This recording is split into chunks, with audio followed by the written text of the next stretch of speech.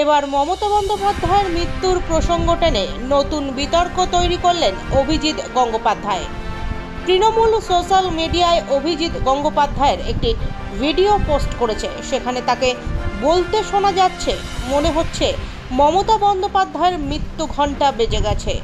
অভিজিৎ গঙ্গোপাধ্যায়ের বিরুদ্ধে ব্যবস্থা গ্রহণের দাবি তুলে ইতিমধ্যেই নির্বাচন কমিশনের দ্বারস্থ হয়েছে তৃণমূল কংগ্রেস।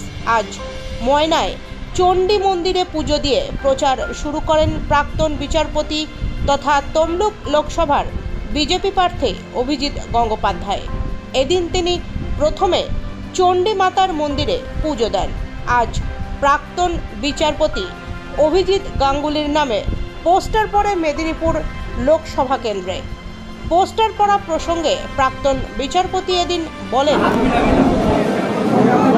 মানুষের উৎসাহ এবং উদ্দীপনা দেখে আমি বিশ্বাস আমার তৈরি হয়েছে যে ময়নাতে ভারতীয় জনতা পার্টি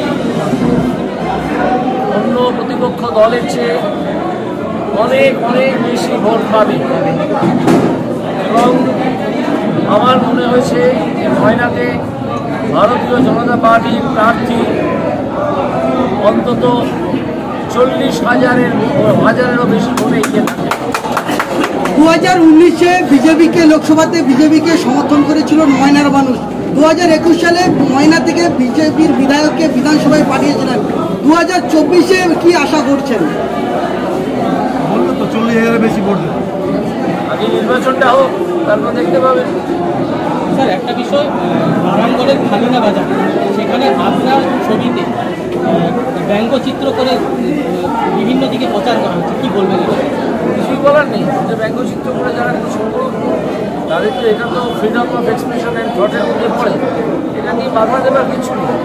আমি এরকম বলবো না যে সেই অম্বিকেশ মহাপাত্রকে যেরকম একটা ব্যঙ্গচিত্রের জন্য যেরকম লিখে দেওয়া হয়েছিল সেরকম করা উচিত। এইসব করার শৈলতন্ত্রী মানসিকতা যারা, তারা আমাদের গণতন্ত্রের ভালো খারাপ সব নিয়েই চলবে। মহুয়া মৈত্র ইডির সমন এড়ালেন এবং প্রচারে যাওয়ার পরে আবার নতুন করে কথা বলবেন, কি বলবেন? আর মহুয়া মৈত্র তো একটা অন্যায় করেছে, এটা তো প্রমাণ হয়ে গেছে, সংসদীয় কমিটির কাছে। ইডির সমন এড়াচ্ছেন কারণ তার ভয় আছে, তিনি তাকে এমন কিছু প্রশ্ন করতে পারে, এমন কিছু প্রমাণ দেখাতে পারে যাতে তিনি আরও জড়িয়ে যাবেন এই অপরাধের সঙ্গে। একটা অপরাধ, সাংঘাতিক অপরাধের কাজ করতে বলেছে। বলছি স্যার, মমতা বন্দ্যোপাধ্যায়কে নিয়ে একটি টিভি চ্যানেলে করা মন্তব্য করেছিলেন আপনি, সেই মন্তব্য টুইট আকারে নির্বাচন কমিশনকে ট্যাগ করে পোস্ট করেছে তৃণমূল কংগ্রেস, কি বলবেন? করতে পারে, তাদের করতে দিন। যদি নির্বাচন কমিশন আমার কাছ থেকে জানতে চায়, আমি তার উত্তর দিয়ে দেবো। আপনি কি মনে করছেন এই মন্তব্য বিতর্কিত? মন্তব্যটা কি? মুখ্যমন্ত্রীকে আপনি যে মন্তব্য গতকাল এক টিভি চ্যানেল করেছিলেন, মন্তব্যটা কি করেছিল? মন্তব্যটা কি ছিল? যে ঘনিয়ে এসছে, মুখ্যমন্ত্রীর দিন ঘনিয়ে এসছে, মুখ্যমন্ত্রীর শেষের সময়।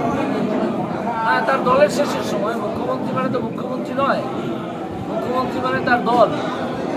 মুখ্যমন্ত্রী কি নাম? মুখ্যমন্ত্রী ব্যানার্জি, তাই না? বা মমতা ব্যানার্জিও যদি বলা হয়ে থাকে, তাহলে মমতা ব্যানার্জি মানে তার দল, তার দলকে নির্দেশ করা হয়ে থাকে। সে যাত্রা দলই হোক আর একটা কোম্পানি হোক, তার সময় ঘনিয়ে এসছে।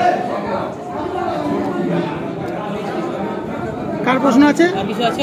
আর কারণ নেই তো।